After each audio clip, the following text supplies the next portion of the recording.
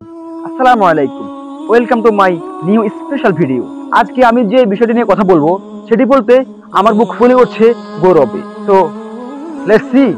বলা চলে 5ই আগস্টের পর থেকে বাংলাদেশের মানুষের ভাগ্য বদলে গেছে শুধুমাত্র একজন মানুষের জন্য। তিনি বলেছিলেন আমরা বিশ্বের কাছে যাব না, বরং বিশ্ব আমাদের কাছে আসবে। তিনি বলেছিলেন কথা দিচ্ছি আমি যাওয়ার আগে একটা শক্ত অর্থনীতি দিয়ে যাব। তিনি বাংলাদেশের একমাত্র প্রধানমন্ত্রী যার গ্রহণযোগ্যতা সারা বিশ্ব জুড়ে বিস্তৃত। এছাড়াও চীনের কয়েকটি বিশ্ববিদ্যালয় থেকে সম্মানজনক ডক্টরেট ডিগ্রি পেয়েছেন ডক্টর ইউনূস, এবং ডক্টর ইউনূসের এই চীন সফরে চীন থেকে $2.1 বিলিয়ন বিনিয়োগ করার ইচ্ছা প্রকাশ করেছে চীন সরকার। যার জীবনে এত এত ব্যক্তিগত অর্জন থাকার পরও যার মনের মধ্যে সামান্য কোনো আত্মহংকার নেই, তার নামই ডক্টর মোহাম্মদ ইউনূস। এই চীন সফরে তিস্তা সহ মোট 8টি সমঝোতা ও কয়েকটি চুক্তি